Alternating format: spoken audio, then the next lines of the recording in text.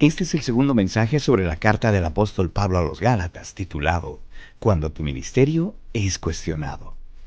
Los Gálatas habían recibido el Evangelio por medio de Pablo, y poco tiempo después fueron seducidos por falsos maestros que enseñaban la necesidad de la ley de Moisés para la salvación. Cuando Pablo emprendió la defensa del Evangelio y de los Gálatas mismos, falsos maestros le acusaron de no tener el llamado y la autoridad para enseñar o corregirlos. Pablo responde con una corta autobiografía de cómo fue llamado directamente a la salvación y al mismo tiempo al ministerio por el Señor Jesucristo, de una forma tal que fue colocado a la par con los apóstoles anteriores. Este mensaje comienza a explorar con detalles el encuentro de Pablo con Dios y explica cómo la autoridad de Pablo y sus enseñanzas tuvieron un origen divino. El mensaje contiene 9 enseñanzas acerca de la vida de este gran hombre de Dios, con aplicaciones personales con cada una de ellas. Sean todos bienvenidos. Señor, nosotros hemos cantado dos realidades. Una es que tú eres la roca inconmovible y la otra es que tú eres santo. En tiempos como lo que estamos viviendo, cuando los fundamentos están siendo removidos, el salmista preguntaba, ¿qué puede hacer el justo? Y la respuesta sería vivir en santidad. Señor, nosotros necesitamos despertar a la realidad que vivimos en medio de un mundo convulsionado que no te conoce, lejos de ti, que se aparta cada vez más de ti. Y aunque los fundamentos están siendo sacudidos, tú eres la roca en quien nosotros permanecemos firmes. Padre, este es un mundo que nos bombardea cada día más con aquellas cosas que son contrarias a tus valores, que no son santas, que no te representan, que de hecho son cosas que muchas veces tú abominas conforme a lo revelado en tu palabra. Nosotros te pedimos que tú que eres santo, que nos ayude a vivir en santidad, que tú que eres santo, que nos señale dónde no estamos caminando de la manera como tú nos mandas, como tú mereces, como nuestra salvación requiere. Pero al mismo tiempo, gracias por la firmeza en la roca que tú nos has dado. Te pedimos ahora que tú nos permitas abrir tu palabra y que dicha palabra sirva una vez más para revelarte a ti, direccionar nuestras vidas, corregir nuestros desvíos, limpiar nuestros ojos para una mejor visión, afianzarnos, para darnos luz en la oscuridad. Gracias por todo lo que tu palabra es para con nosotros. Sé con tu siervo y ayúdalo. En Cristo Jesús. Amén. Amén. Bendiciones. Bendiciones y felicidades a cada uno de ustedes, padres, que están aquí, que no había visto, no había tenido la oportunidad de saludar. Ha sido un buen tiempo de estar en adoración de nuestro Dios. Para aquellos de ustedes que nos siguieron la semana pasada y para los que no nos siguieron también, comenzamos una nueva serie sobre la epístola del apóstol Pablo a los Gálatas, una serie, o más bien una carta dirigida a ellos en un momento dado en que la gracia que ellos habían conocido de parte de Dios por medio de Pablo y a través del Evangelio había comenzado a ser tergiversada, había comenzado a ser negociada, por así decirlo. Y Pablo reacciona entonces de una forma sorpresiva de cómo ellos en muy poco tiempo habían abandonado el Evangelio para abrazar otro mensaje que no era ningún otro evangelio, y cómo ellos, habiendo conocido la gracia de Cristo, habían ahora llegado a pensar, a creer que para verdaderamente alcanzar salvación tú necesitabas abrazar también la ley de Moisés. Es por eso que Pablo reacciona y en 1:6 le dice, yo estoy sorprendido, yo estoy horrorizado de lo que he escuchado que está pasando entre ustedes. Oh Gálatas insensatos, ¿quién es que los ha engañado? ¿Cómo es que habiendo comenzado por el Espíritu, ustedes ahora están queriendo seguir por las obras de la ley? Y en ese contexto hablamos también de cómo es posible, para encontrar aplicación para nosotros, dijimos que cómo es posible, o vimos cómo era posible en un momento dado creer la verdad, abrazar la verdad, proclamar la verdad, vivir la verdad y posteriormente negar lo mismo que habías llegado a creer. Mencionamos de qué manera Satanás es capaz de vender sus mentiras apelando a nuestras emociones y sentimientos y egocentrismo, y de qué forma entonces él nos vende sueños irrealizables y se sienta a ver entonces cómo nosotros cosechamos consecuencias inevitables. Pablo entonces reacciona a todo esto. Pablo está consciente de que es posible en un momento dado estar cerca del Señor, alejarte del Señor, y quizás tú evalúa tu vida y dices, bueno, ¿sabes qué? Quizás cometí un error o quizás pequé, pero no me está yendo tan mal. Tengo un trabajo, tengo nuevas relaciones, me siento relativamente bien porque estoy viviendo mis sueños y esta es la manera como yo concluyo cuando mi valoración de la vida es conforme a como yo la concibo. Pero cuando tú llegas a comprender algo que los Gálatas tenían que entender, y es que la mayor bendición que tú puedes tener es la presencia manifiesta de Dios, la guía del Señor, el endoso de Dios, y de esa misma manera la mayor de las consecuencias que alguien pudiera sufrir es alejarse de Dios, sentirse cómodo en la lejanía de su Dios, llegar a estar contento sin la presencia manifiesta de ese Dios. Dios nos dio a su Hijo y perder su bendición, su luz, la posibilidad de discernir su voz, es quizás peor que cualquier otra consecuencia que pudiéramos vivir. Los Gálatas no conocían esa realidad.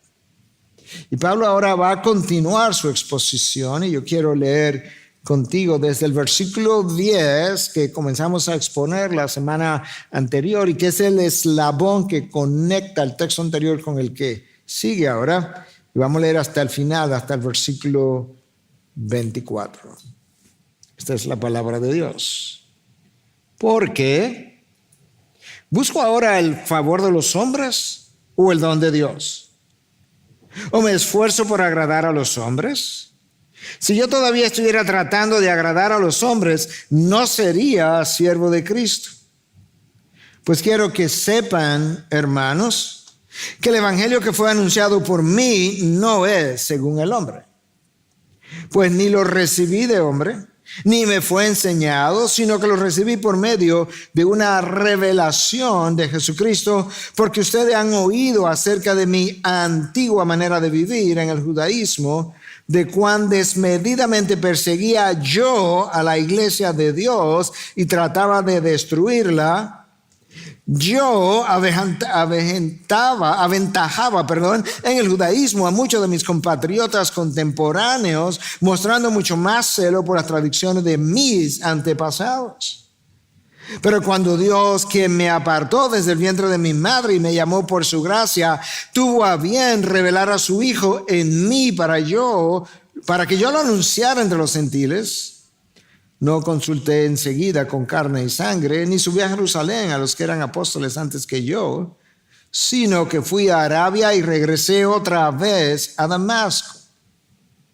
Entonces, 3 años después, subí a Jerusalén para conocer a Pedro y estuve con él 15 días, pero no vi a ningún otro de los apóstoles, sino a Jacobo, el hermano del Señor. En lo que le escribo, les aseguro delante de Dios que no miento. Después fui a las regiones de Siria y Cilicia pero todavía no era conocido en personas en las iglesias de Judea que eran en Cristo. Ellos solo oían decir al que en otro tiempo nos perseguía, ahora predica la fe que en un tiempo quería destruir, y glorificaban a Dios por causa de mí. Yo acabo de leer una mini biografía de Pablo, o autobiografía, por lo menos de sus inicios. Esta carta de Gálatas pudiéramos dividirla en 3 secciones. La sección 1 es una sección autobiográfica de parte de Pablo.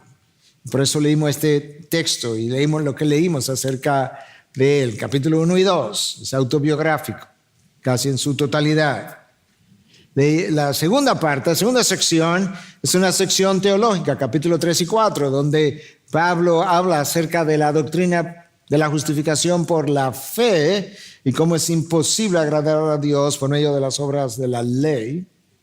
La sección número 3, 5 y 6, capítulos 5 y 6, es una sección ética, vamos a llamarle, de conducta, de lo práctico, de la aplicación de la teología, y por eso es en esa parte que Pablo nos habla del conflicto entre los deseos del Espíritu y los deseos de la carne, y el fruto del Espíritu y el dominio propio, y cómo eso nos ayuda en el día a día en la batalla que estamos librando. Pero esta porción todavía corresponde a esa primera parte que dijimos es autobiográfica.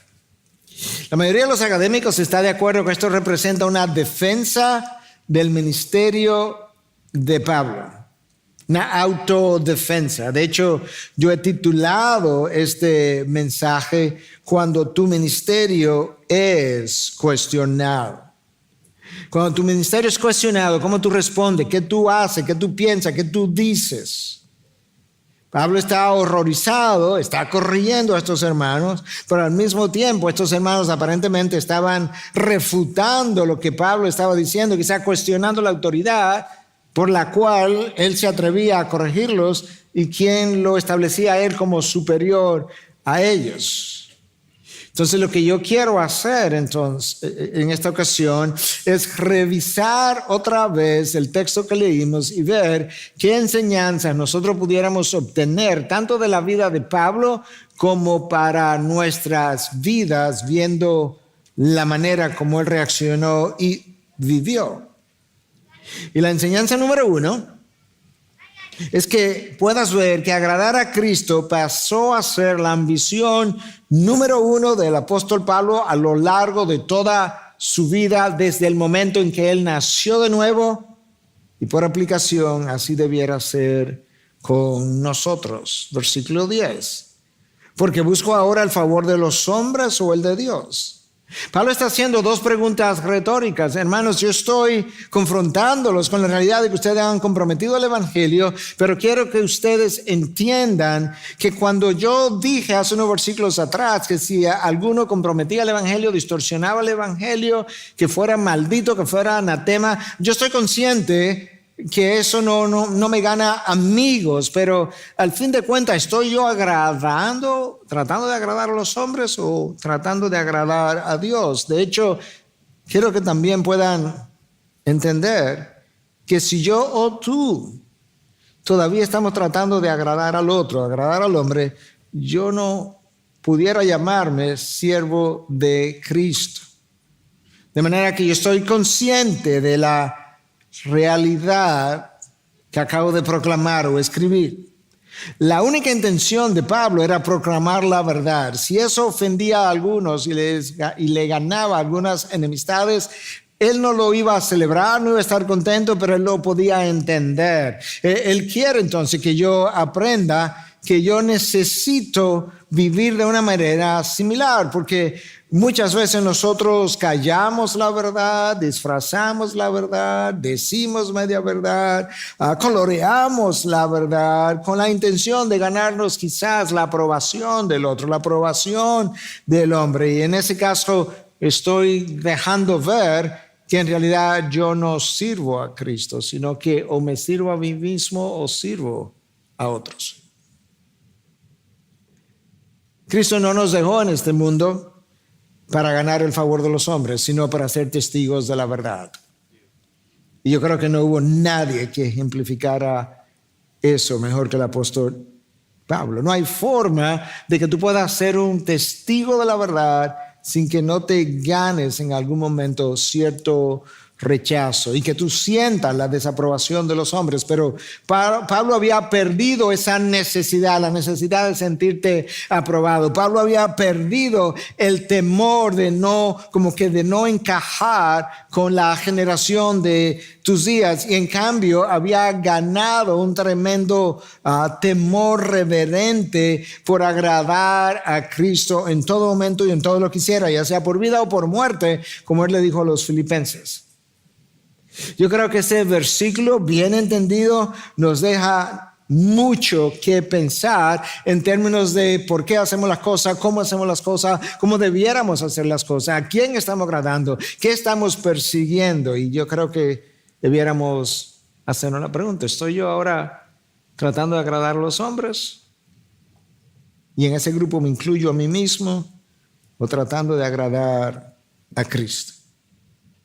Enseñanza número 2. La autoridad y las enseñanzas de Pablo tuvieron origen en Dios, y así debiera ser con cada maestro de la palabra de Dios, con una diferencia. Y es que Pablo recibió la enseñanza de parte de Cristo de manera personal. Nosotros recibimos la enseñanza también de parte de Cristo, de Dios, pero por medio de su palabra. Escucha cómo Pablo revela esto, lo del origen de su autoridad y el origen de sus enseñanzas, versículos 11 y 12. Porque quiero que sepan, hermanos, Pablo comienza como a suavizar un poco el lenguaje. Ya no es Gálatas insensatos, ahora es hermanos. Quiero que sepan, hermanos, que el evangelio que fue anunciado por mí no es según el hombre. Ahora mismo él no está hablando de cómo él lo recibió, le está diciendo: lo que yo recibí no es según el hombre. Pues ni lo recibí de hombre, ni me fue enseñado, sino que lo recibí por medio de una revelación de Jesucristo. Pablo encuentra un punto de contacto. Hermanos, son mis compatriotas. Algunos quizá eran cristianos confundidos, otros no lo eran, pero él está llamando hermanos en el sentido nacional. Somos judíos. Pablo había estado con ellos hacía poco tiempo, le había enseñado el mensaje de salvación por medio de gracia en Cristo Jesús, y ahora él está tratando de enfatizar que ese mensaje que él les entregó no se originó en la mente del hombre. En otras palabras, lo que nosotros decimos creer, lo que nosotros seguimos, lo que abrazamos, proclamamos, eso no fue algo que el hombre ideó, y él está tratando de separar el cristianismo de todas las demás religiones. Esto es algo que no es según el hombre. En otras palabras, esto es algo que se origina en Dios. Todas las demás religiones han sido concebidas por el hombre como un aparente camino de acercarte a Dios, de encontrar salvación. El cristianismo no lo idea el hombre, no lo piensa el hombre, es algo que Dios revela al hombre. Dios sale a buscar a ese hombre, sabe que el hombre está perdido, le busca un camino, le envía un camino, se lo encarna en la persona de su hijo, le llama a su hijo el camino, le da la verdad porque fue la mentira que lo echó a perder, le llama a su hijo la verdad y le llama a su hijo la vida, porque en él es en quien la encontramos. Entonces el mensaje del evangelio no es según el hombre. Primera parte de lo que Pablo está tratando de comunicar. Segundo, con relación a ese mensaje, yo no lo recibí de hombre. A mí no me lo enseñaron, a mí no me discipularon, sino que lo recibí por medio de una revelación de Jesucristo. Recuerda, como dijimos el domingo anterior, que Pablo iba camino a Damasco persiguiendo a la iglesia, no estaba buscando de Dios, y de repente, súbitamente, el Señor le hace una aparición. El Señor lo llama: Saulo, Saulo, ¿por qué me persigues? Él cae en tierra: ¿quién eres, Señor? Y en ese encuentro, de alguna forma, Cristo se reveló a él, le da salvación. Pablo queda ciego, alguien lo lleva a esta casa, el Señor mismo le dio instrucción y dice, ve, continúa, y ve, él iba camino a Damasco, continúa y ve a esta casa en la calle que se llama Derecha, espera ahí. Ananías va 3 días después, se encuentra con él, ora por él, le impone las manos, las escamas caen, Pablo recobra la vista. Y en esta experiencia Pablo recibió el llamado de parte de Cristo para convertirse en apóstol designado para la defensa del evangelio. Literalmente, no está en este texto, pero está en otro texto donde Pablo dice, yo fui designado para la defensa del evangelio. Y con eso Pablo establece, número 1, el origen de su salvación, el origen de su llamado, el origen de la autoridad que le acompañó a su llamado, de tal forma que pudieran ellos ver, y nosotros también, que los apóstoles anteriores fueron seleccionados por Cristo, y Pablo también. Fueron directamente enseñados por Cristo, y Pablo también. Recibieron el evangelio de los labios de Cristo, y Pablo también.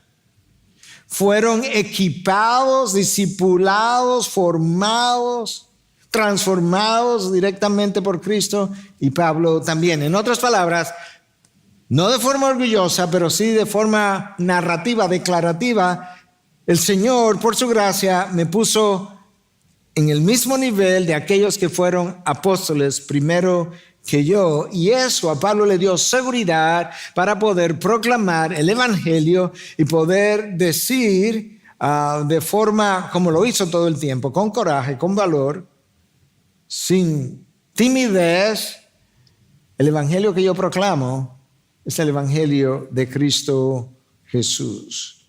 Y si lo corrompe, que seas anatema. Enseñanza número 3. La manera de vivir del apóstol Pablo antes de conocer a Cristo fue, subraya esta palabra, radicalmente diferente a cómo él vivió después de su encuentro con el Señor. Y yo creo que esa es una pregunta que debemos hacernos. Déjame decirte primero lo que el texto dice para luego regresar a la pregunta que debemos hacernos, versículos 13 y 14. Porque ustedes han oído acerca de mi antigua manera de vivir en el judaísmo, de cuán desmedidamente perseguía yo a la iglesia de Dios, y yo trataba de destruirla.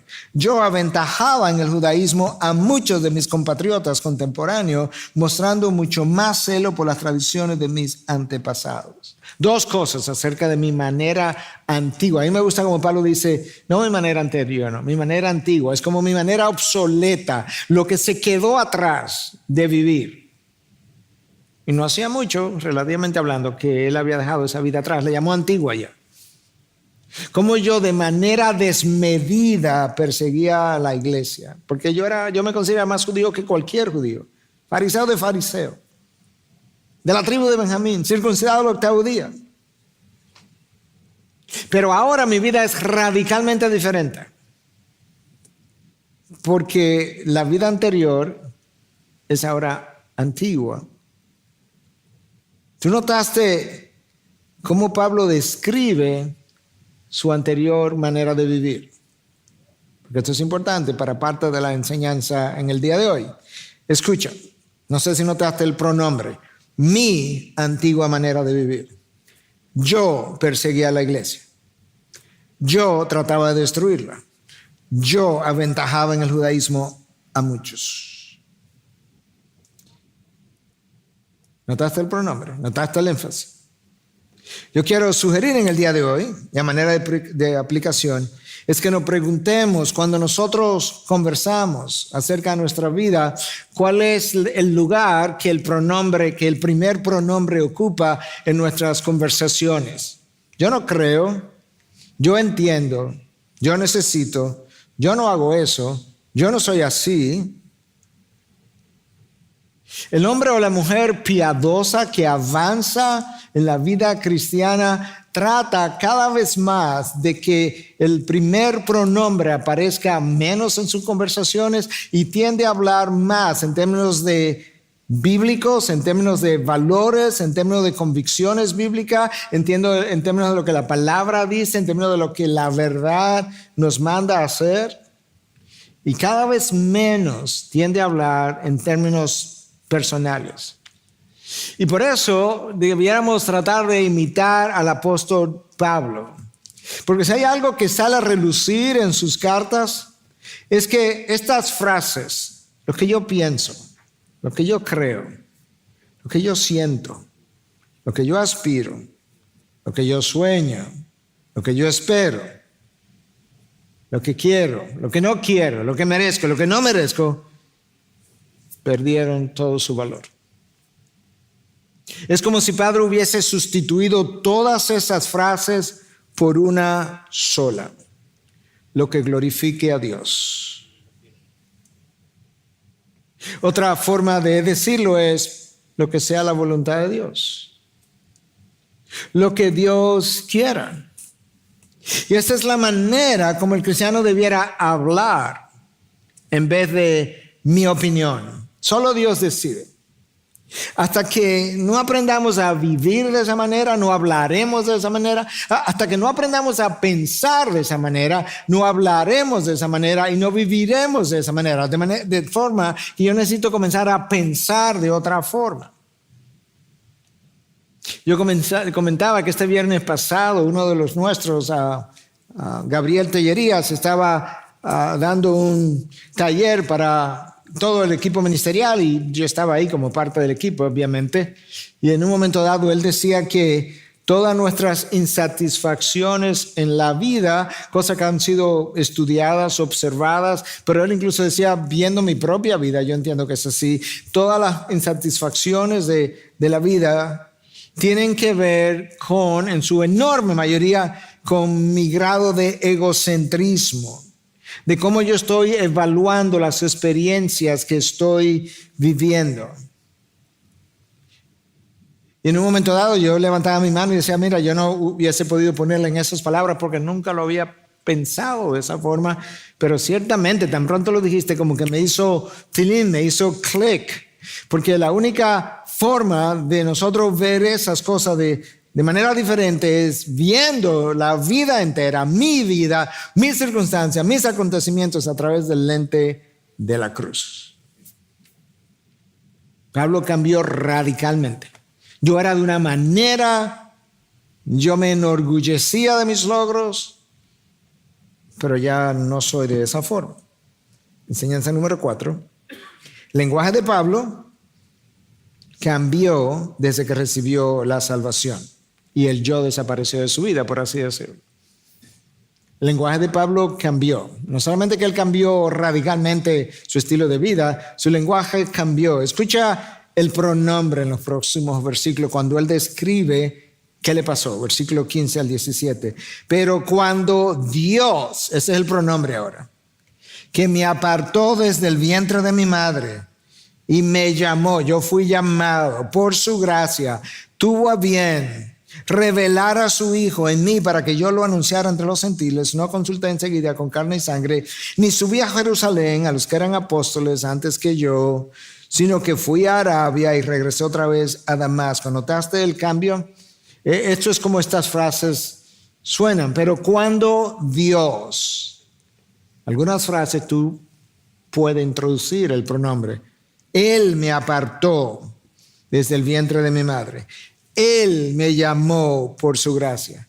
Él reveló a su Hijo en mí. De repente, el yo desaparece y Él toma preponderancia. Como yo hablo, revela para quién estoy viviendo y cómo estoy viviendo. Voy a decir eso otra vez. Como yo hablo, revela para quién estoy viviendo y cómo estoy viviendo. Y ahora en el versículo 15, Pablo habla de que Dios lo llamó desde el vientre de su madre. En realidad, eso es una forma de decirlo. Dios lo llamó desde la eternidad pasada. Pero es una forma de decirlo, pero Una forma como Jeremías también se refiere a su llamado en el libro que lleva su nombre, en 1:5, él dice, antes, Dios hablando acerca de Jeremías, antes que yo te formara en el seno materno, te conocí. No desde el vientre, antes del vientre. Y antes que nacieras te consagré, te puse por profeta a las naciones, de manera que yo te concebí en la eternidad pasada, pensé para qué te usaría, pensé de qué manera, qué ibas a hacer, y antes de que entraras en el vientre y yo te confeccionara, por así decirlo, te entretejiera en el vientre de tu madre, ya tenías un llamado y tenías un propósito. Lo mismo con Pablo. Pablo fue elegido, fue llamado, fue interceptado, fue ordenado y fue guiado. ¿Notaste el fue? Todo es ahora de manera pasiva. Yo fui, yo recibí, él me dijo, él me reveló, no yo hice. Y en esa mini biografía entonces que Pablo está tratando de hacer, él nos deja ver que Dios le dejó ver cuando lo llamó, el propósito de su vida que él no había estado viviendo, y le dejó ver dentro de la vida cristiana específicamente para qué te puse donde te puse y te di lo que te di, para que yo lo anunciara a Cristo entre los gentiles. Dios no nos salva simplemente para librarnos del infierno, hermano, eso es importante. Pero no nos salva para eso, porque desde cuando Él te salva al llegar al infierno en mucho tiempo. De manera que Dios te llama con un propósito. Con un propósito que Él concibió en la eternidad pasada. En la eternidad pasada, Él me concibió con un propósito y me concibió para traerme en una generación, en un momento dado, en medio de una familia particular, en medio de una nación en particular, con las relaciones que Él trae a mi lado, y me colocó incluso en el cuerpo de Cristo que Él pensó yo debía estar, porque Él tiene y tenía un propósito para conmigo. En el caso de Pablo, Cristo se reveló a él y le dijo, Pablo, tú serás el apóstol primario a los gentiles, a los no judíos. Como Pablo se llamó, yo fui elegido como apóstol de la incircuncisión, de la misma manera que Pedro fue elegido como apóstol de la circuncisión. Tú necesitas, es importante que tú conozcas el propósito de Dios para con tu vida, pero sea lo que sea que Dios te vaya a revelar o te haya revelado, tienes que entender, o te adelanto, yo no sé si te será de mala noticia, pero yo creo que es buena noticia, que el propósito de Dios para con tu vida no tiene nada que ver contigo, ni de cómo tú concibes la vida, ni cómo tú concibes la felicidad, o cómo concibes la satisfacción, o cómo concibes el éxito, o cómo tú concibes que las cosas debieran ser. No tiene nada que ver con eso. El propósito de Dios para contigo tiene única y exclusivamente que ver con la voluntad de Dios, que entiende el por qué, el para qué, el cómo, el cuándo, el dónde y hasta dónde. Se supone que tu vida debe llegar porque Él te concibió con un propósito en particular. De manera que una vez Pablo recibió su salvación, no solamente comenzó a vivir de manera radicalmente diferente, sino que su vocabulario cambió, la dirección de su vida cambió. La pregunta es, ¿qué tan radical es mi vida anterior y posterior a Cristo? En ocasiones muchos han dicho, bueno, pastor, mire, en realidad yo siempre fui un muchacho como bueno, una muchacha buena, como de mi casa. Sí, yo entiendo, como de buenos valores, lo entiendo. Todavía, si Dios viene a morar en tu interior, yo entendería que esa vida de ahí en adelante tiene que ser radicalmente diferente al muchacho o muchacha buenona, moral, de valores. Y eso comienza con propósito de vida. Enseñanza número 5. Notemos la prioridad del apóstol Pablo para consultar con Dios antes de consultar a los hombres, y nosotros deberíamos hacer la misma cosa. Te voy a leer los versículos ahora, pero recordando a Spurgeon decía que en la mañana él prefería ver la cara de Dios antes de ver el rostro de cualquier hombre. Como que antes de él salir a encontrarse con otro ser humano, él hablaba con Dios. Pablo tiene un encuentro con Cristo. Y nota lo que él dice en los versículos 16 y 17. No consulté enseguida con carne y sangre. O sea, yo no dije, la iglesia comenzó, ya tiene 2 o 3 años, hay unos líderes, déjame hablar con ellos, a ver qué fue lo que me pasó, déjame entender. No, él dice, yo no consulté enseguida. La palabra enseguida está ahí a propósito, porque no fue que él no consultó. Dice, no consulté enseguida con carne y sangre, ni subí a Jerusalén a los que eran apóstoles. O sea, él estaba al tanto de que habían apóstoles y líderes que le precedieron, a los que eran apóstoles antes que yo, sino que yo me fui a Arabia y regresé otra vez a Damasco. Pablo estaba enfatizando por un lado que él no recibió el evangelio de parte del hombre, que él no fue discipulado por ningún hombre. Él está enfatizando que no fue discipulado incluso por aquellos que eran apóstoles antes que él. Él se fue a Arabia. Algunos han postulado que Arabia correspondía al área del monte Sinaí, pero yo creo que la mayoría de los académicos contemporáneos están de acuerdo que más probablemente correspondía al reino de Nebatea o Nebateo o Nabateo, que es un área en lo que es Jordania hoy en día. De hecho, ahí alguien me comentaba esta mañana, final del servicio, está relacionada con el área, que hay un área allí conocida como Petra, que se piensa que ahí fue donde Pablo estuvo.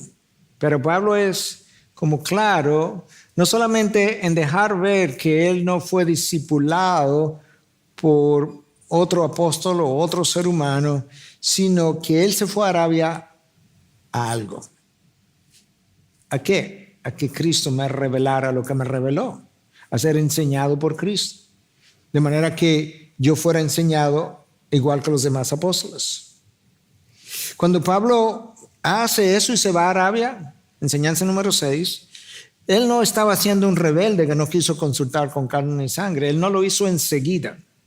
Tampoco fue un llanero solitario, ni fue alguien que no rindiera cuenta. No, porque eso no continuó así. Versículos 18 y 19. Entonces, 3 años después, subí a Jerusalén para conocer a Pedro y estuve con él 15 días. Pero no vi a ningún otro de los apóstoles, sino a Jacobo, el hermano del Señor. No es que Pablo no estaba dispuesto a consultar o a rendir cuentas, es que hay un orden de las cosas que Dios dispone, y Dios quería enseñar a Pablo, preparar a Pablo, discipular a Pablo, y cuando todo eso fue hecho, entonces Pablo, vete a Jerusalén otra vez, 3 años después, 3 años apartado. Los apóstoles anteriores tuvieron un ministerio con Cristo como de 3 años, Pablo tuvo un ministerio con Cristo, por así decirlo, un tiempo como de 3 años. Y fue a hablar con Pedro, tenía sentido. ¿Por qué? Porque Pedro es quien predica el primer sermón apostólico, donde 3,000 personas se convirtieron. Yo creo que Pablo ahora, como un apóstol, vamos a llamarle novato, por así decirlo, comenzando, como que él probablemente quería hablar. Pedro, dime de Pentecostés, las lenguas de fuego estas que bajaron, ¿cómo fue esa experiencia? Háblame de 3,000 personas que nacieron de nuevo, ¿qué fue lo que predicaste? ¿Qué fue lo que dijiste? Yo no estuve ahí, pero me imagino yo, 15 días es mucho lo que tú puedes hablar, y más si es con Pedro. Pedro, tú predicaste el segundo sermón apostólico. El segundo sermón apostólico de toda la iglesia, Hechos 4, y los pecadores que estaban ahí dijeron que entonces, ¿qué debemos hacer? Porque se sintieron compungidos. Cuéntame, Pedro, ¿qué fue lo que le dijiste? ¿Qué fue lo que...? Pedro fue la persona que Dios usó junto con Juan cuando Felipe, que estaba en Samaria evangelizando, y aparentemente Samaria estaba ahora abrazando la causa cristiana, Pedro bajó con Juan y estando ahí en Samaria, el Señor le probó, por así decirlo, a Pedro. ¿Sabes qué, Pedro? Este movimiento se está expandiendo, ya no es de judíos solamente, y el mismo don de lenguas que él vio en Pentecostés, cuando él oró por los samaritanos y impuso las manos, descendió sobre los samaritanos. Es como que los samaritanos tuvieron su mini Pentecostés. ¿Cómo? Y Pedro fue la misma persona que Dios usó para abrir la puerta de salvación a los gentiles. Cuando él tiene una visión y va donde Cornelio, lo visita, ora, y resulta que el mismo don que Pedro vio que bajó sobre los judíos y que bajó sobre los samaritanos, bajó también sobre los gentiles ese día. De manera que Dios usó la misma señal para decirle a Pedro: Pedro, estamos juntando estos pueblos en un solo pueblo. Yo creo que Pablo quería escuchar de esas cosas. Y Pablo quería conocer los detalles de estas cosas que estaban pasando. Pablo recibió el apostolado para los gentiles. Seguro que quería conversar con Pedro. Como más adelante vamos a ver, que incluso Pedro y Jacobo le dieron el apoyo para que él fuera tal apóstol. De manera que él estuvo dispuesto a consultar, a rendir cuentas. Y ahí hay una enseñanza para nosotros. Nosotros tenemos que estar dispuestos también a consultar, a rendir cuentas, a reconocer los líderes que Dios le ha dado a su pueblo. Consultar con ellos, recibir su apoyo, su endoso. Yo decía esta mañana que aunque yo soy como el pastor titular, yo no soy la cabeza de toda la iglesia. ¿Saben quién es la cabeza de toda la iglesia? Aparte de ser Cristo, es el cuerpo pastoral. De manera que yo necesito rendir cuentas también. Yo necesito estar en sumisión también. Y Pablo muestra algo de esto. De hecho, Pablo salió en cada uno de sus viajes misioneros de la iglesia de Antioquía y regresa a la iglesia de Antioquía a dar un reporte. ¿Por qué? Porque él no es un llanero solitario. Él no puede funcionar separado de la institución, la iglesia, el cuerpo de Cristo que Dios ha establecido, porque no se supone que funcione de esa manera, y de funcionar así él no iba a terminar bien. De manera que Pablo no estaba siendo un rebelde cuando dice: yo me fui a Arabia y no consulté enseguida. No, enseguida es la palabra clave. Enseñanza número 7. En todo momento Pablo estuvo dispuesto a llamar a Dios como su testigo, como una forma de endosar la veracidad de lo que él estaba diciendo. Y yo creo que eso es una enseñanza para nosotros. Si somos veraces, nosotros debiéramos estar dispuestos en todo momento, no a decir te lo juro en nombre de Dios, porque ese no es el llamado del Nuevo Testamento, pero sí, Dios es mi testigo. A Dios que me juzgue. Dios es el testigo universal de todo cuanto yo hago, cuanto yo digo, cuanto yo pienso, cuál ha sido mi motivación, de manera que yo pudiera decir, ahí está Dios. Dios es mi testigo. Escucha como Pablo lo dice. Versículo 20. En lo que les escribo, les aseguro delante de Dios que no miento. Wow. O sea, yo le estoy hablando de lo que es el evangelio, de que la gracia, la salvación es por gracia. Yo le estoy hablando de que no recibí el evangelio de parte de hombre, de que yo lo recibí de parte de Dios. Pero ¿sabes qué? Yo quiero que ustedes entiendan que lo que estoy diciendo, yo les garantizo que lo digo delante de Dios, que sea Dios quien me juzgue. Y tú ves ese patrón en las cartas de Pablo. Romanos 1:9, Dios es mi testigo. Segunda de Corintios 1:23, pero yo invoco a Dios como testigo sobre mi alma. Wow. Segunda de Corintios 2:17, hablamos en Cristo delante de Dios. Segunda de Corintios 12:19, es delante de Dios que hemos estado hablando en Cristo. La misma carta, hablamos de parte de Dios y delante de Dios, todavía mucho más categórico. Yo estoy hablando de parte de Dios y estoy hablando delante de Dios. Dios es ese testigo universal y si estás en la verdad, estás diciendo la verdad, tú debes estar siempre dispuesto a llamar a Dios como testigo de lo que estás diciendo, afirmando o negando. Hay solamente dos tipos de personas que pueden hablar de esta manera que Pablo habló. Una es cuando tú tienes un temor reverente de Dios y lo reconoce como el testigo y juez universal y estás en la verdad, eres un hombre piadoso, mujer piadosa, estás en la verdad, tú dices, Dios es mi testigo, Dios que me juzgue. Tienes temor de Dios. Y el otro grupo son personas que no tienen temor de Dios. Y no teniendo temor de Dios, se atreven a hablar y a invocar a Dios como testigo, a pesar de que están en el error o en la mentira. Gálatas 1:20, en lo que les escribo, les aseguro delante de Dios que no miento. Enseñanza número 8. Antes de Dios darte a conocer delante de los hombres, tiene que estar dispuesto a pasar como desconocido delante de ellos.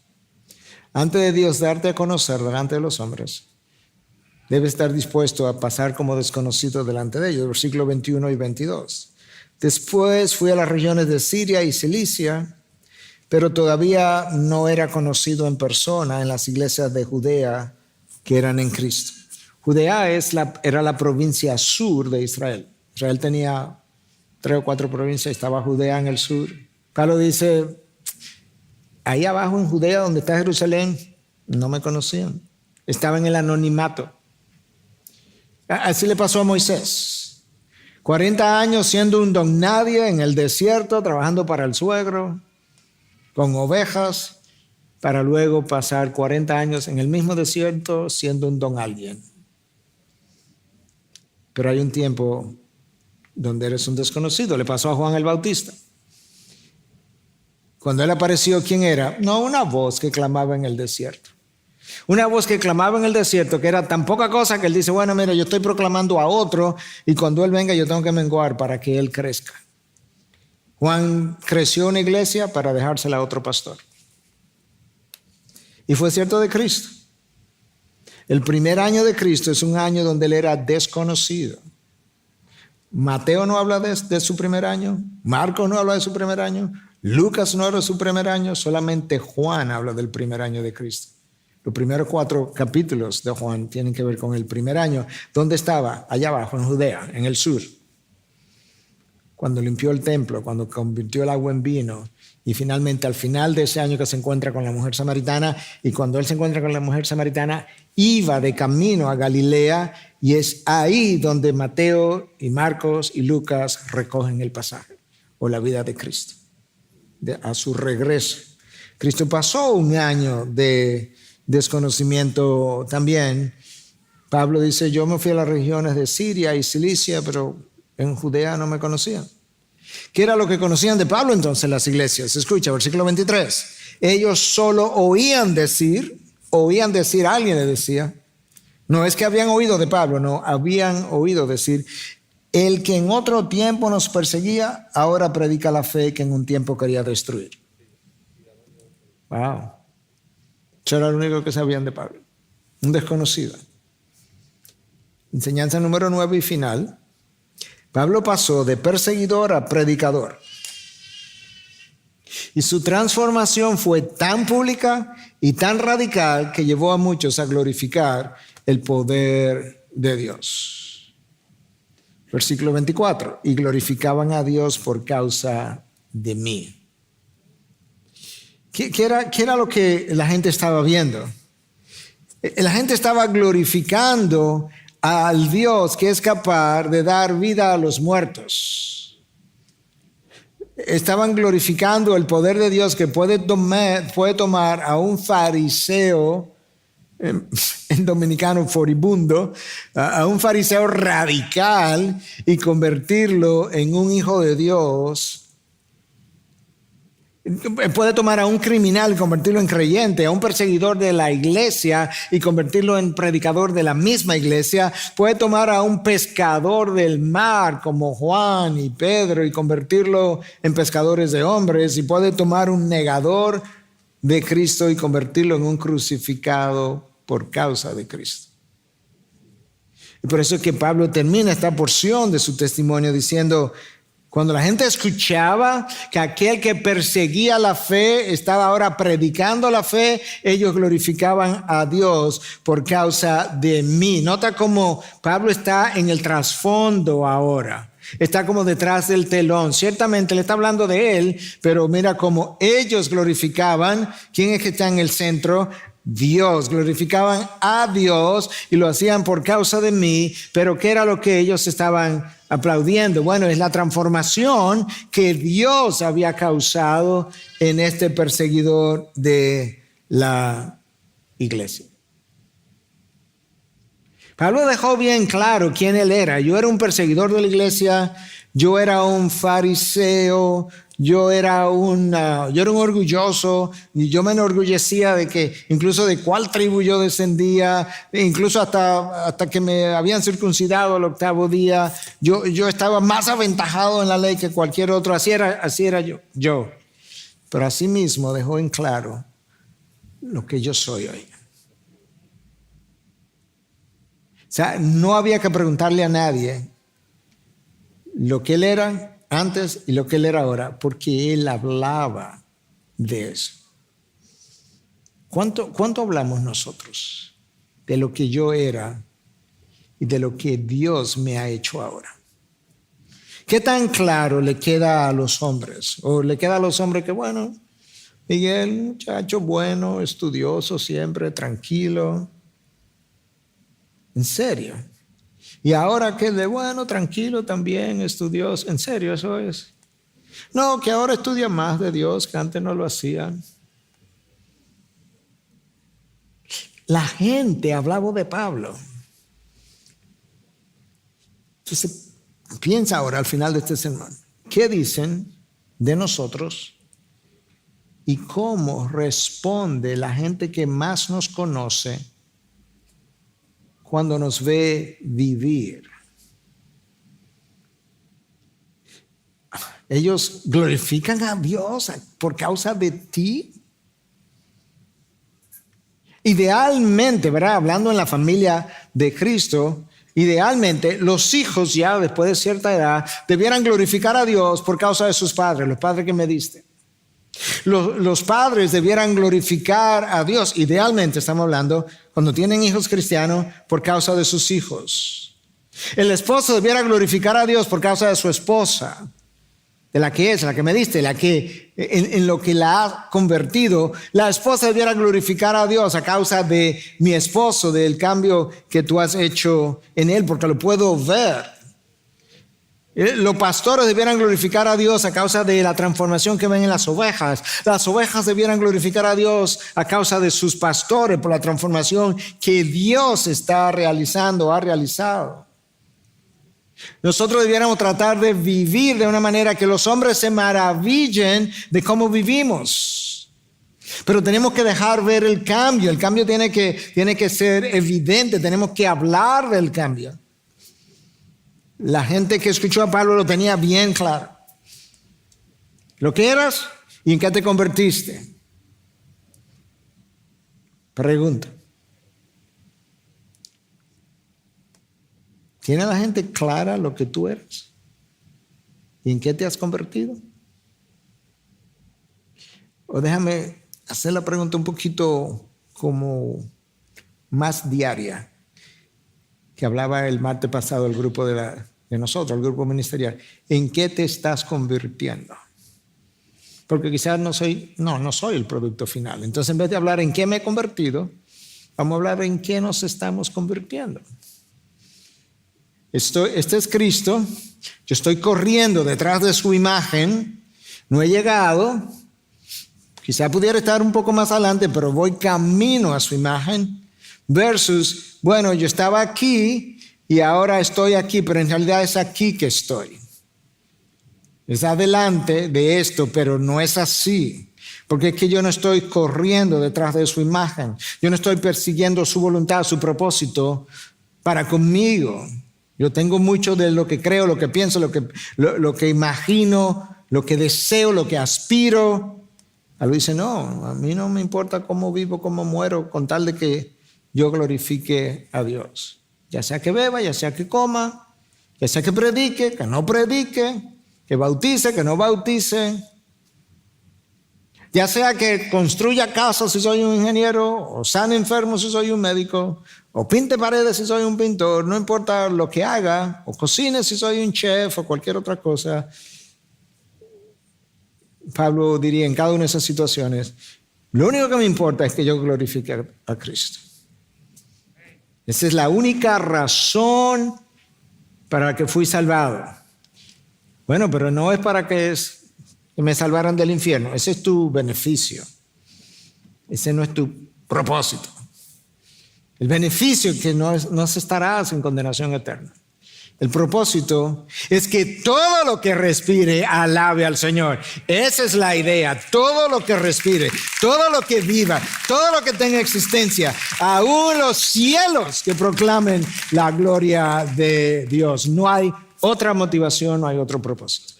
Pablo lo tenía claro, Pablo lo vivió. Que tú y yo lo podamos vivir. Nos encontró perdido en el error, perdido en la oscuridad, nos trajo la verdad, nos abrió los ojos, nos dejó ver, nos hizo hijos. Vamos a proclamar su gloria. Padre, gracias. Gracias porque ciertamente la vida de Pablo ilustra de mayor o menor manera cómo es con nosotros. Tú saliste a buscar a Pablo, tú saliste a buscarme a mí. Tú no te apareciste a mi vida de forma auditiva o visual, como fue el caso de Pablo, pero tú también te apareciste a mi vida. Tú te revelaste a mí de alguna manera. Tú esperabas que Pablo cambiara radicalmente, tú esperas lo mismo de mí. El que antes se enorgullecía de lo que había alcanzado y luego quería básicamente desaparecer de la escena para que tú fueras exaltado, tú esperas lo mismo de mí. El que antes tenía propósitos claros y personales que perseguía y que lo dejó todo para perseguir única y exclusivamente tu propósito, tú esperas exactamente lo mismo de mí. De manera que ayúdanos a aprender en el caso de algunos, a recordar en el caso de otros la razón por la que tú me pensaste, me llamaste, me elegiste, me pusiste donde me pusiste, me hiciste nacer en esta generación. Gracias te doy, mi Dios. Personalmente, ahora hablando por mí, yo te doy gracias por todo lo que no tengo, cosas y personas, y todas las cosas y personas que no tengo también, porque así tú lo has dispuesto. Nada ha sido un accidente. Permite que yo pueda glorificarte en cada lugar, en cada cosa, en cada momento, en cada respirar. Gracias por sacarme de donde yo estaba. En tu nombre, Jesús, su pueblo dice, amén. Bendiciones.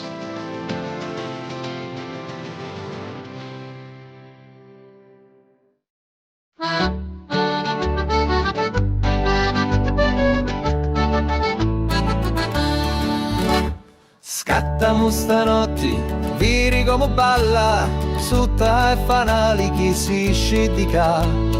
Ballamo stanotte, salta come un'anna, chi pettini di luna in sciolla. Gira musica, gira e non si ferma, come una galla do vento aitta. Attira con narina, tamburello e abbacia come a sua figliola. Scattamo stanotte, viri come balla, sutta e fanali chi si scidica. Ballamo stanotte, salta come un'anna, chi pettini di luna in sciolla.